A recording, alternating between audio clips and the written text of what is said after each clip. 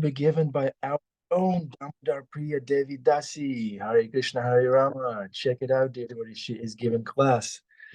Uh, I don't need to say anything else. She knows what to do. We're going live on YouTube. Hare Krishna, Damodar Priya. Let's do it. Thank you so much, Ananda Vihari Prabhu, and thank you so much for everyone giving me this opportunity to hopefully serve all of you, to serve Guru, and to serve Radha and Krishna.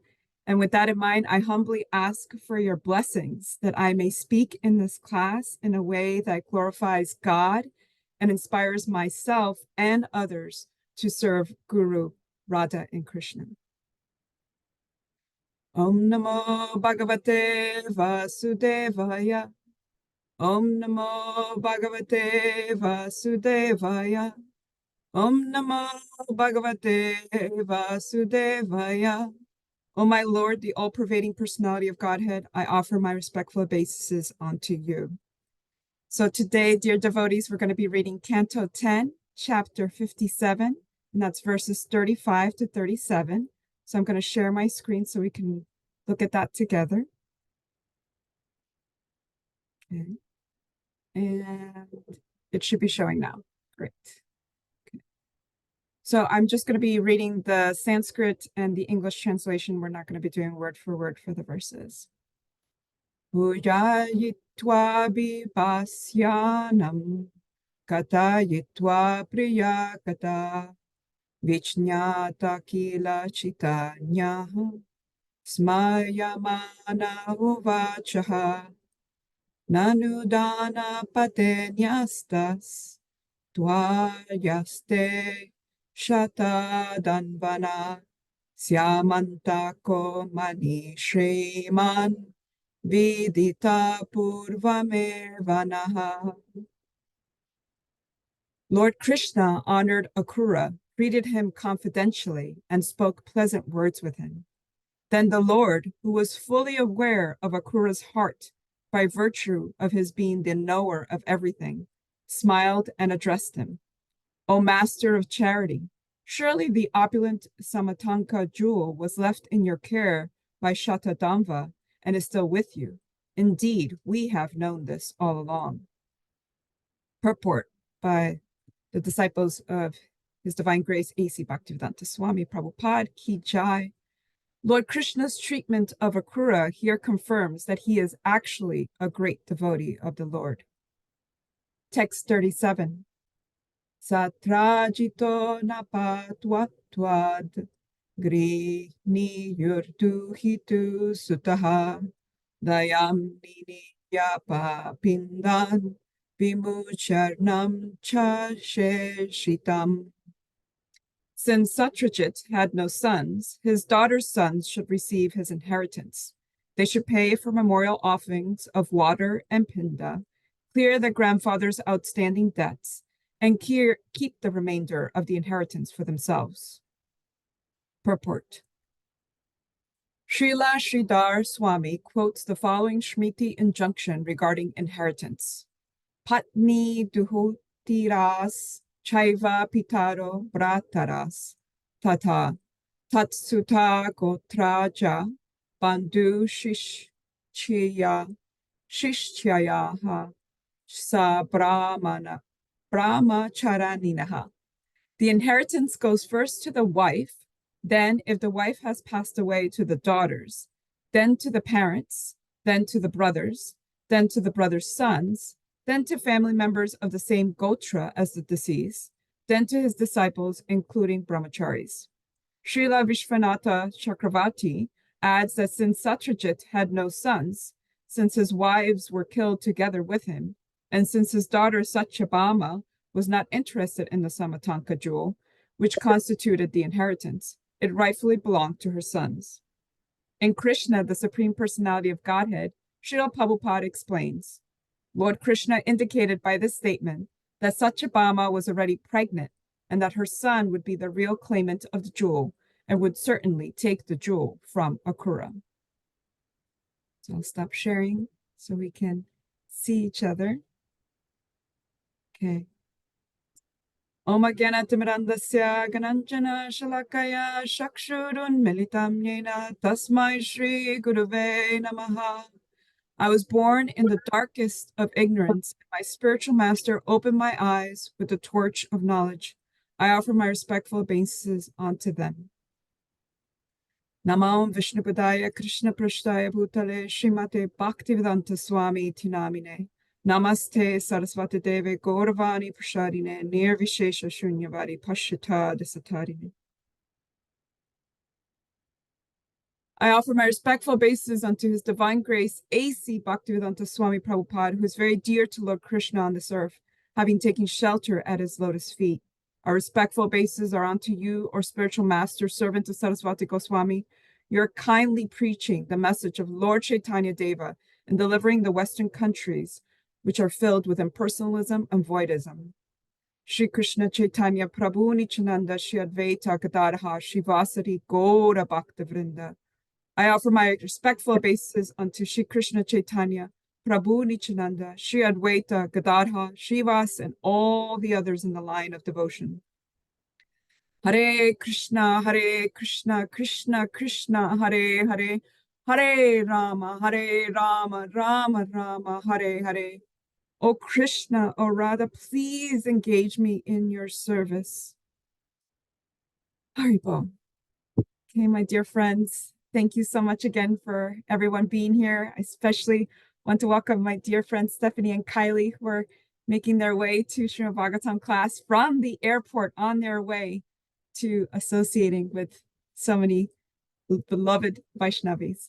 So today, the main points that I want to discuss are material inheritance, which is material entanglements, and spiritual inheritance or spiritual entanglements. So where in the verse do we speak on these topics? Well, in verse 37, Krishna explains how the inheritance of Satyajit's material goods should be distributed. And in the purport, there are various explanations of how general inheritance goes. Like, for example, it goes to the wife and then it goes to daughters, etc., etc. So why speak on these mundane points in the verses that we've read today? And primarily, I want to do this because I think it's an excellent opportunity to unpack how material inheritances can be another way of becoming materially entangled. And as we've seen in the story of Satyajit, when people become obsessed with a material thing like a jewel, it leads to so many becoming entangled in the modes of passion, of ignorance, to commit horrible acts due to lust, anger, and greed. And we can see how these things happen even now when it comes to inheritance of mundane material things or just obsession with mundane material things. And where in our Shastra, where in our sacred writings do we have a backup to this? Well, in Bhagavad Gita, chapter 16, verse 21, Krishna himself says, there are 3 gates leading to this hell: lust, anger, and greed. And every sane man or woman should give these up, for they lead to the degradation of the soul. So I share this because Krishna is explaining again how lust, anger, and greed are 3 gates that lead to hellish existence, and how they help degrade us and they help lessen our chances of becoming free from material entanglement. So it doesn't get any clearer than that, right? He just lays it out really clearly. And then he also backs this up in Bhagavad Gita, chapter 2, verses 62 and verses 63. So 2 verses. I'm going to read those together. So Krishna says, while contemplating the objects of the senses, a person develops attachment for them. And from such attachment, lust develops. And from lust, anger arises. And from anger, complete delusion arises. And from delusion, bewilderment of memory. And when memory is bewildered, intelligence is lost. And when intelligence is lost, one falls down into the material pool. So these Gita verses further show how our attachment to material things or objects of the senses, as Krishna says, cause lust and anger to rise up. And from there, there's this downward spiral of like anger and delusion and loss of intelligence. And this all further leads us into further entanglement in the material world. And I'm sure We're all familiar with stories of families who've been broken apart over inheritances. A famous one from our own sacred literature is the five sons of Pandu, right? And their impious cousins, the Kurus. Millions and millions died in Kurukshetra due to that lust, that anger, that greed over material inheritances that those impious cousins had, right? Not the five sons of Pandus, they could have cared less. They just wanted to serve devotees, and that was their intention. And even in our recent history, unfortunately, we have stories of deaths and fights over inheritances.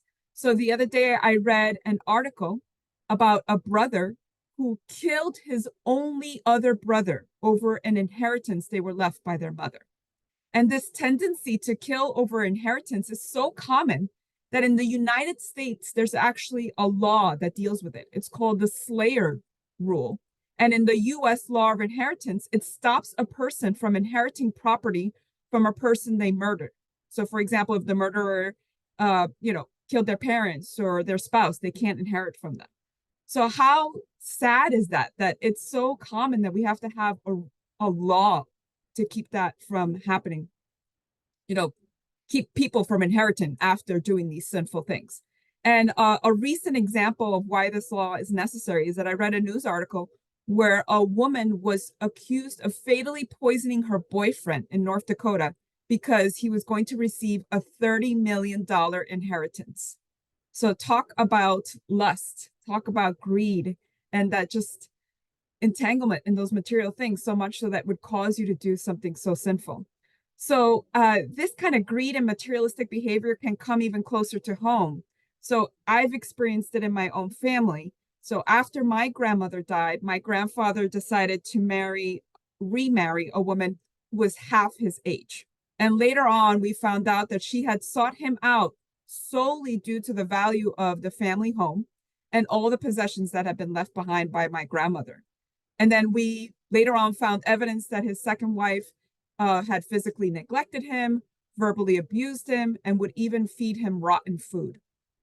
And after my grandfather died, many other artworks, because my grandmother was an artist and my aunt is also an artist, and they had, painted things. And there were also other sentimental and monetary kind of things of monetary value that my grandmother had left behind.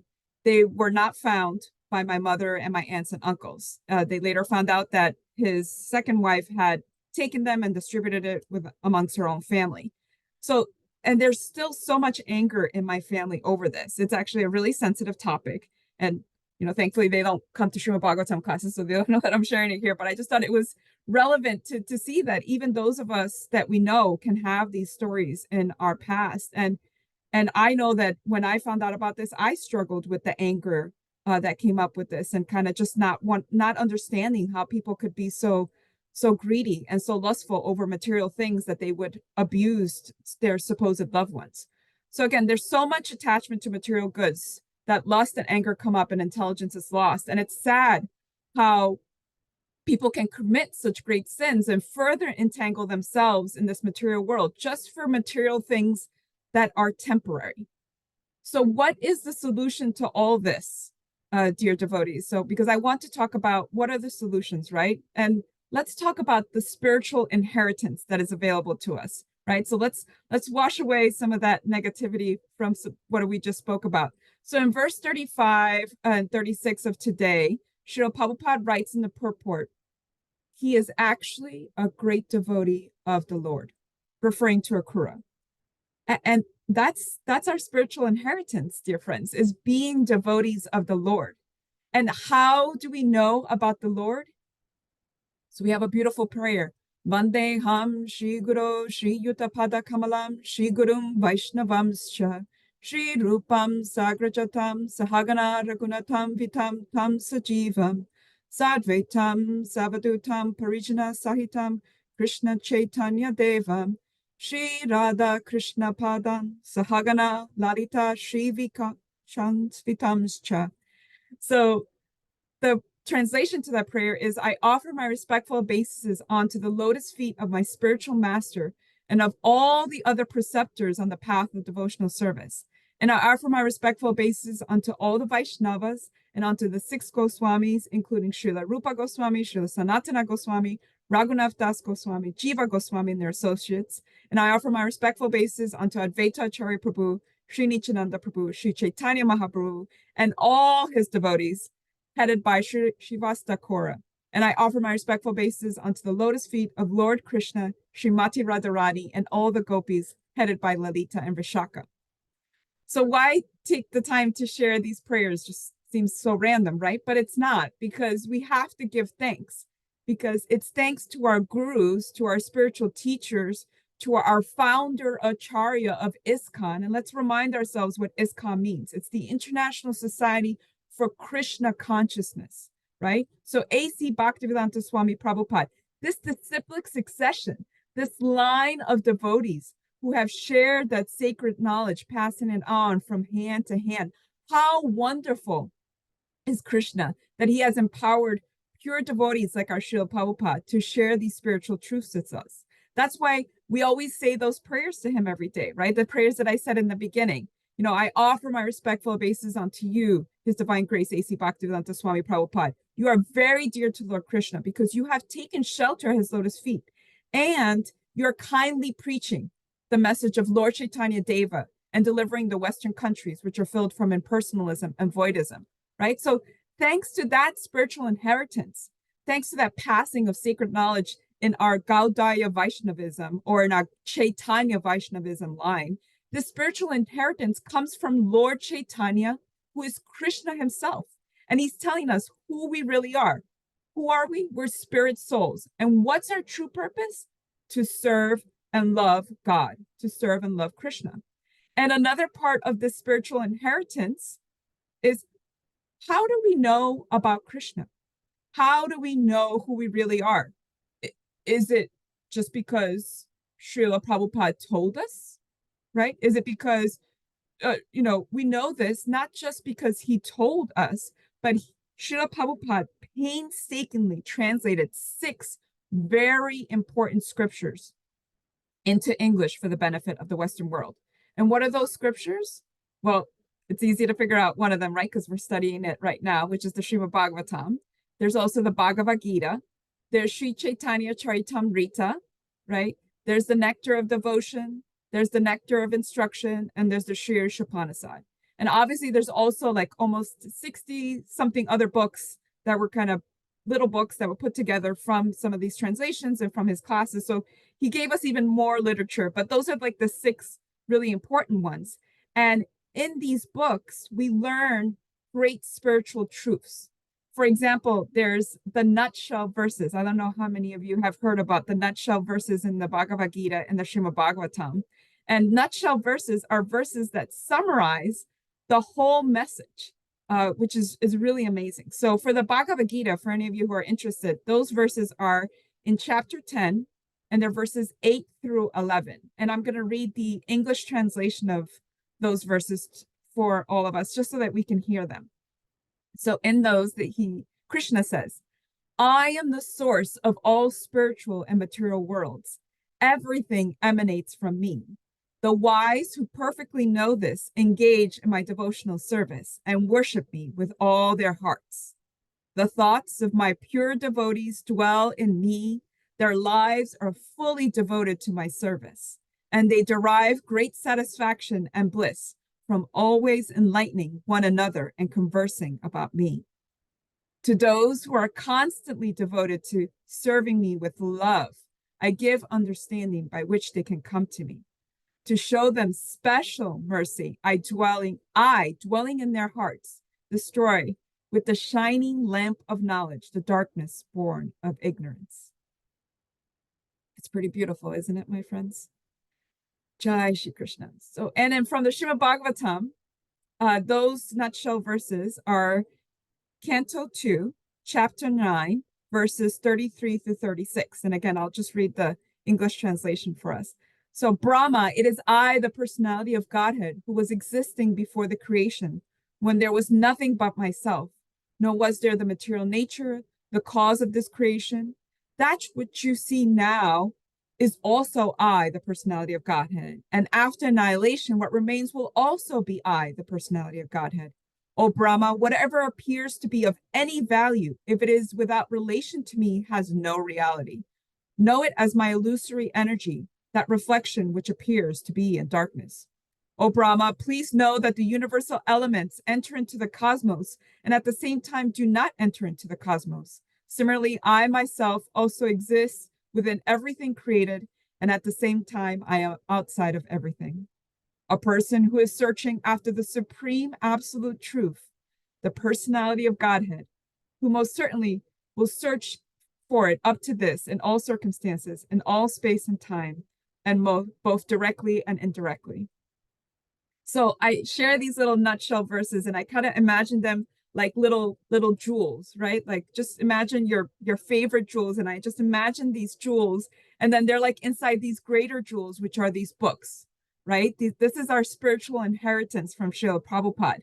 And since they're spiritual in nature, we don't want to be greedy and keep them for ourselves, right? No, we want to share it with others. Just as we have been helped by this jewel-like knowledge, we want to spread the bounty with other people. We want them to have the possibility of having that radiant, loving relationship with Krishna, that multifaceted, loving relationship with Krishna. It's so beautiful. And what are examples of this generosity, right?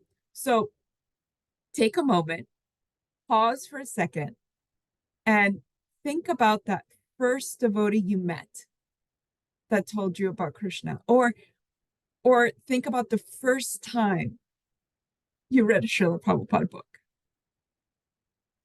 and just think for that moment and be in that state of gratitude, right? So like just as my dear spiritual teacher Rukmini Walker Prabhu always says, gratitude makes space for Krishna's grace, right? So if we can be in that state of gratitude, if we can be grateful to every devotee who reached out to us, right? And I know I'm extremely grateful to every single devotee who reached out to me, who gave me a book back when I couldn't even fathom how to understand these books. I couldn't read them, but I took them.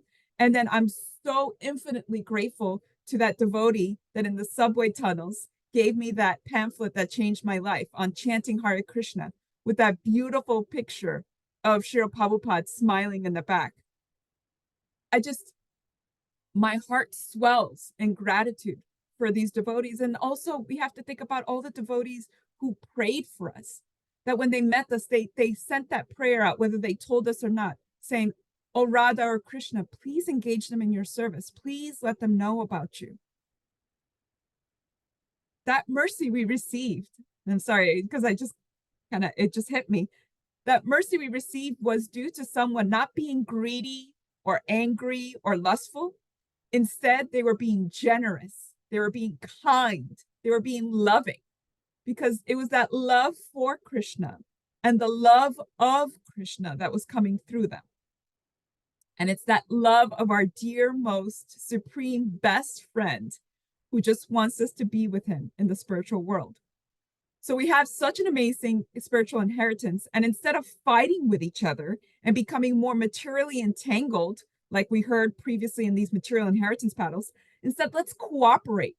Let's share these jewels that we have been given, like Srila Prabhupada's books, like the holy names, like prasadam, the blessed food.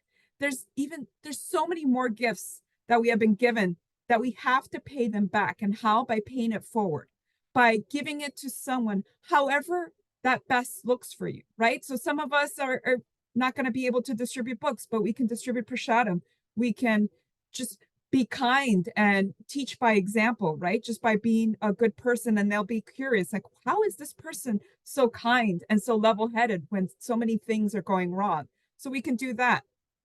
And then the last thing I want to do, friends, because I do want to leave time for loving interactions, I'm really excited to hear from you, is the last thing I want to do is read this excerpt from A Bond of Love, Srila Prabhupada and His Daughters. It's a book that dear Stephanie and I have been reading together. We actually, as part of Rukmini Walker Prabhu's Patreon, when she's not giving Krishna book on Wednesdays, then we read from this book, and we read about these Vaishnavis and their beautiful relationships with Srila Prabhupada so that we can be inspired.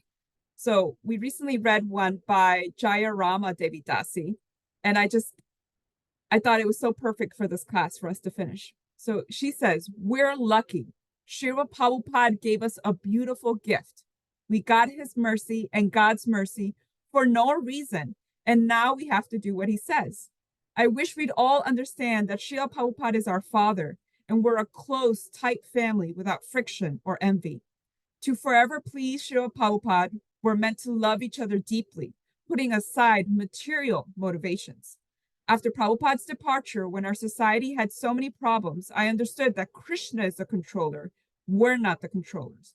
Krishna has a plan, and we have to surrender to his will. In my heart, I keep Srila Prabhupada's instructions to distribute his books. That's the essence. There's nothing more important than that, because the conditioned souls are in a dark night, but Srila Prabhupada's books are the light that illuminates our vision. I know I can change my life if I follow strictly, because I have my master. I strive to be humble, to have a simple life, to be honest, and to love others. We can learn from each other, from our God brothers and God sisters. Every day, every minute, Krishna teaches us. We have to continue to spread Prabhupada's message so all human beings can take advantage of and taste this precious nectar of love of Godhead. So to summarize, let's do our best to turn away from material entanglements, to turn away from greed, lust, and anger, and instead let's turn to our spiritual inheritance, this beautiful bhakti path that has been shown to us by our spiritual teachers, by our founder Acharya Srila Prabhupada. Let's turn to generosity and love by sharing these spiritual jewels that we have been gifted, the sacred books, the holy names, the blessed food, etc. There's so much that we can share. Let's be grateful for Krishna's grace and love in our lives. So my friends, as they say, sharing is caring. So let's go do that. So now I would like to offer my prayers. Vanchakalpatarubhyascha kripasindubhya eva cha patitanam pavanebhyo vaishnavebhyo namo namaha. I offer my respectful obeisances unto all the Vaishnava devotees of the Lord. They can fulfill the desires of everyone. Just like desire trees, they are full of compassion for the fallen conditioned souls. So I would love, my dear friends, to hear what are your takeaways, your questions, your comments, your corrections. I would especially love to hear if anybody wants to share about your spiritual inheritance. What were those spiritual jewels that I spoke about that were shared with you? Who gave you this mercy? How do you plan to pay it forward? Hare Krishna.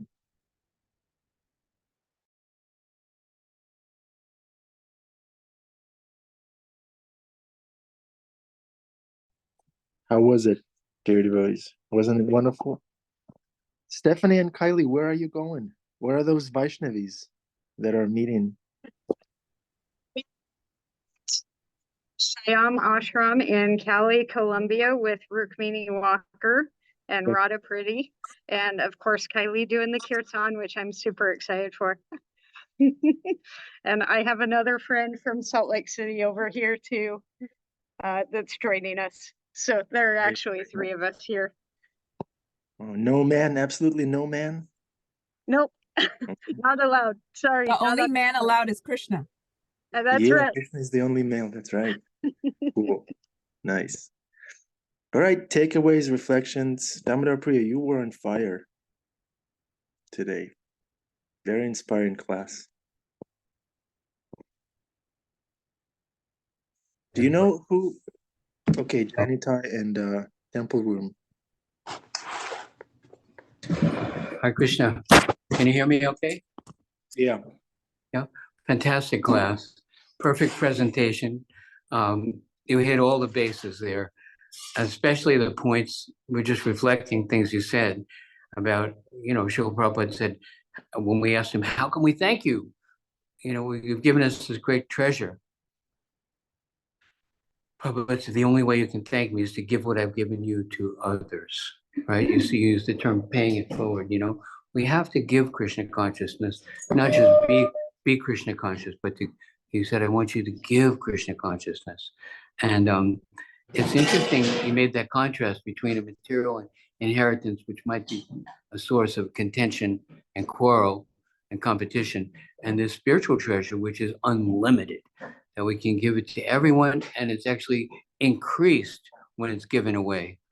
So we have that calling, that responsibility, and that way of showing. And you were saying about, I could hear the the emotions in your voice, speaking about the gratitude to the ones who have reached out to you and contributed to your, getting a book and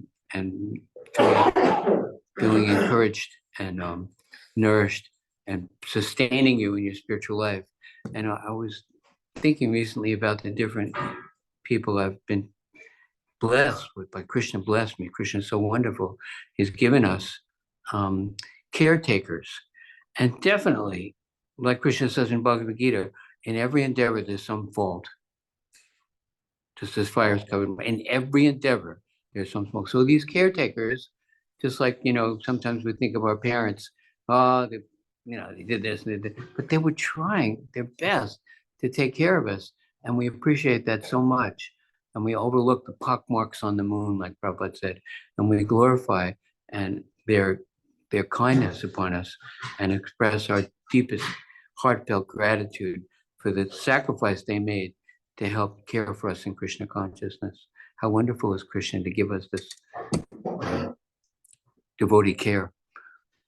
Okay, we'll go to Srila Prabhupada. Thank you very much for this class. It was really sweet.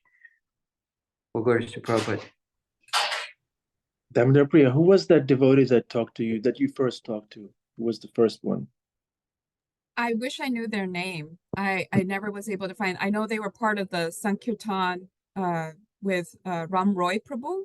But when I went back to ask, once I knew to know who to ask, I was told that he was some devotee from Colombia, which is really ironic because that's where this material body was born. But they couldn't tell me the name. They just said that he had come from Colombia, briefly was staying with the Sankirtan devotees. And just during that time, Krishna arranged for him to be the one that gave me that flyer. So yeah, it was such a blessing. Well, I thought that was Murli Gopal. Oh no, if it had been Murli Gopal, I would have definitely remembered. Yeah. No, yeah, he would remember. No, it wasn't him. It wasn't him. But Yeah. I saw that there were some questions in the chat from Krishna Gauda. I could try reading them and maybe somebody else can try helping and answering them, but I'm not sure that I 100% understand them. So I don't know if he could go on and explain. He says, what is Ma Shusha Ha? Bhagavad Gita 18.66. Don't sorrow, don't fear, don't be sad. What is Aham Brahmasmi?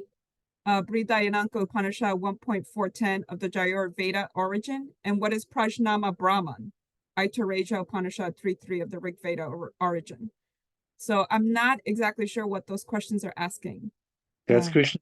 Hold on. He's here on the call. Krishna Daya. Krishna Daya understand? He understands for sure.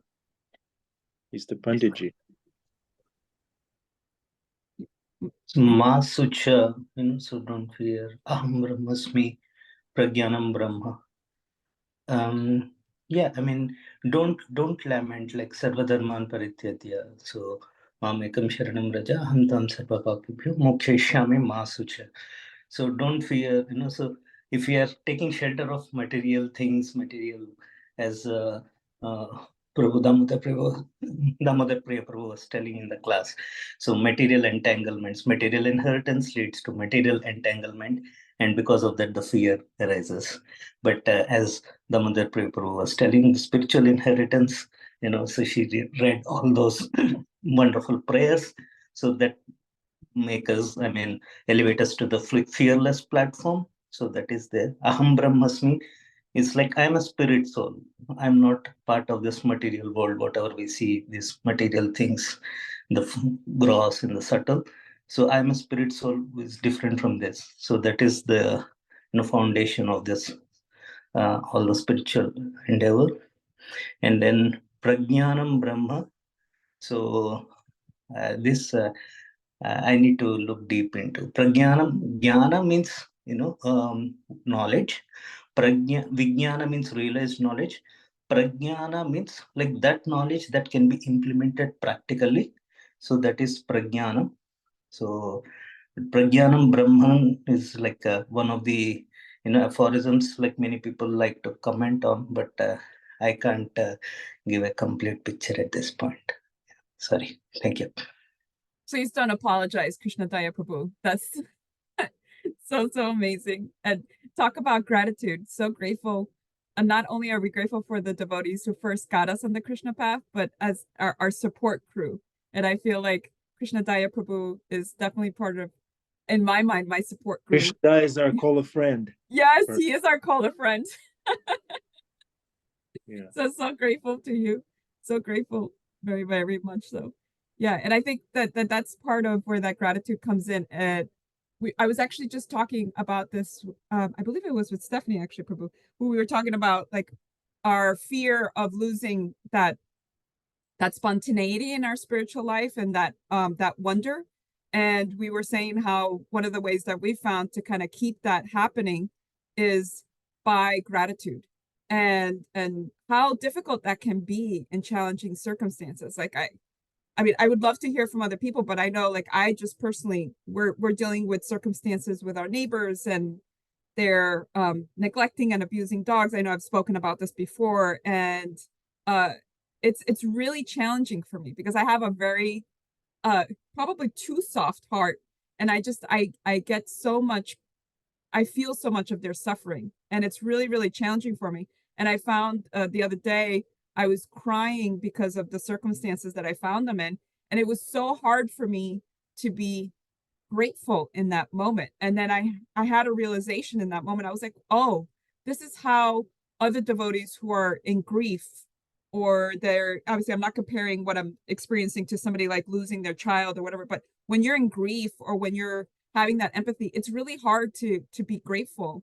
And I was experiencing that. I was like, wow, it's really hard to be grateful. And then it took a lot of talking to Paul, and it took a lot of focused and attentive japa for me to have that realization that I didn't have to be grateful about the suffering of these living beings, but I could be grateful for the circumstances that were making me take shelter of Krishna, and that were making me ask these deeper kind of spiritual introspective questions about, like, what was my purpose, and praying to Krishna, asking him, how can I serve you in these circumstances, Krishna? How can I serve these living beings? How can I serve you? What is your intention with this challenge, right? And like, what can I do to be in service during this? So I know that's not really exactly related to what we're talking about in class today, but it just made me think about that.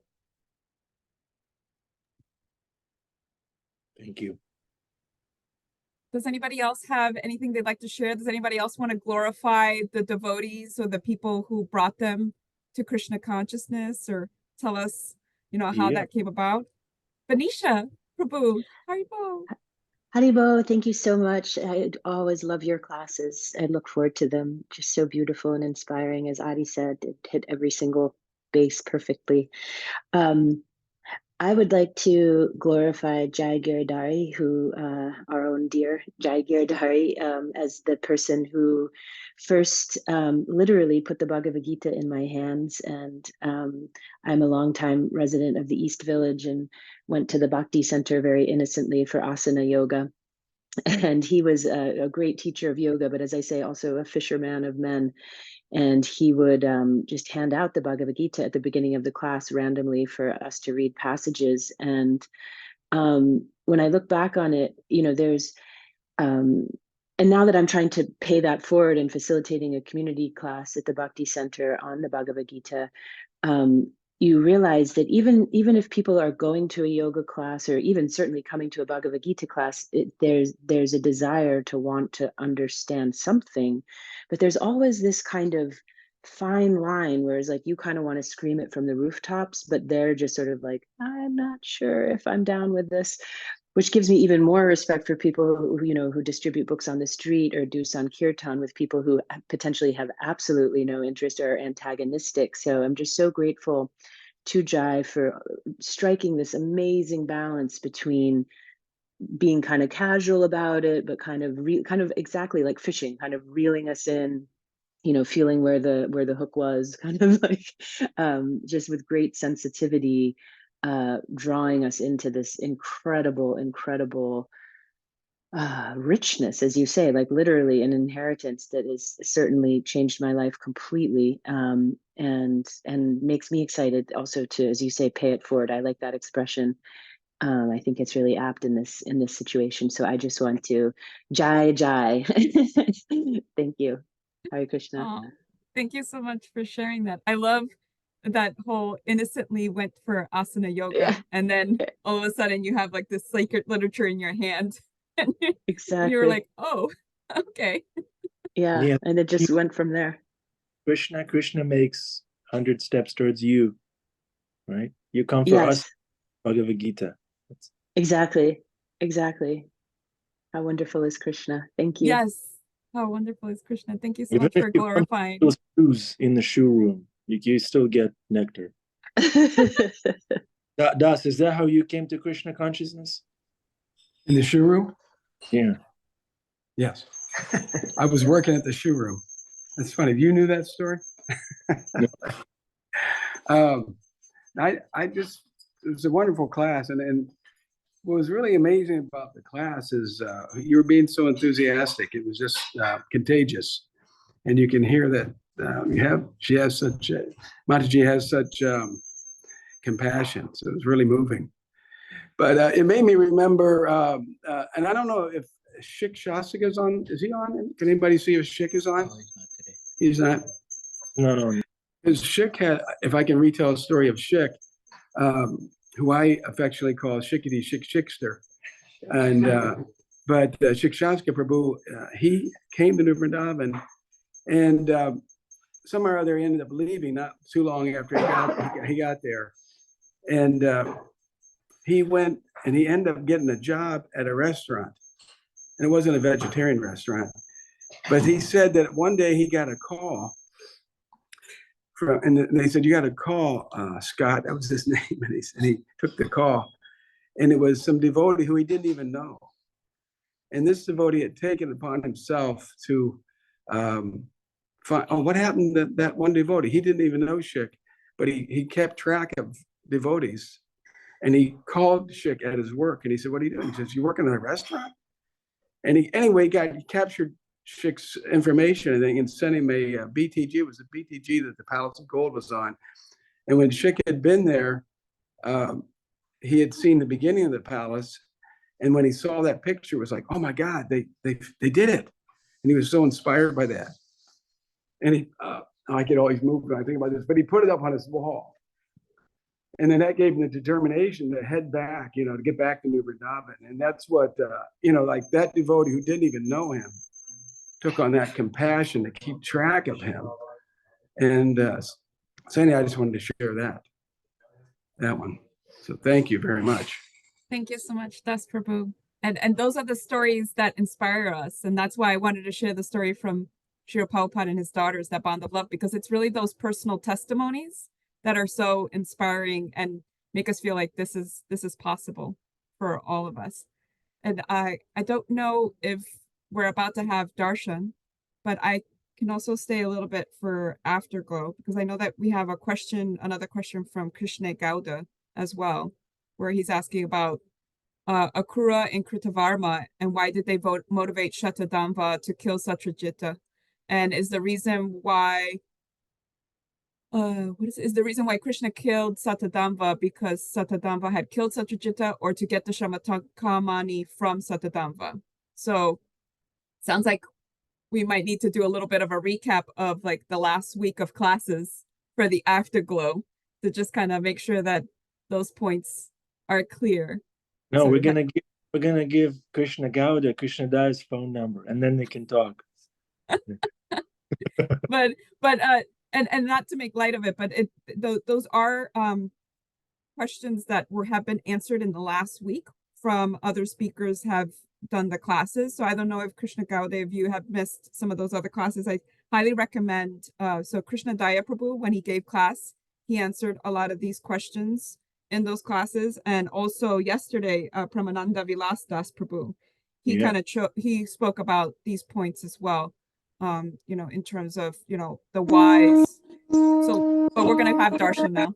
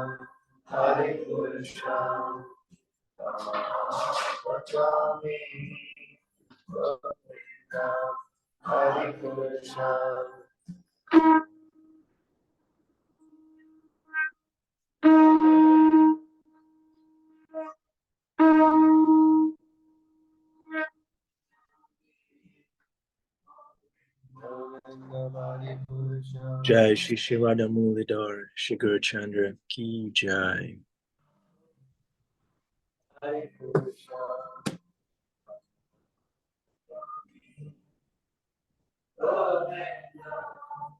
Okay, we are in the donation box now.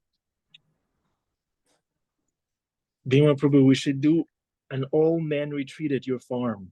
We're gonna sleep in the horse shed. We'll shoot arrows. We'll ride horses, getting ready to serve Kalki Avatar when he comes. Okay, Damodar Priya. Any final instructions? Any closing remarks? Hold it. You're muted. Sorry. Thank you. In terms of the questions that were asked by Krishna Gauda Prabhu, again, I feel like it's great to reinforce the ideas that were kind of given by the other speakers. So in terms of, we just have to remember that it was explained to us yesterday that Akura, like people were confused, like why is Akura a pure devotee doing these things? And as Pramananda Vilasdas Prabhu explained. He said, even though he's a pure devotee, he incurred some, like a curse or negative karma from having taken Krishna, Balaram and Krishna away from the gopis.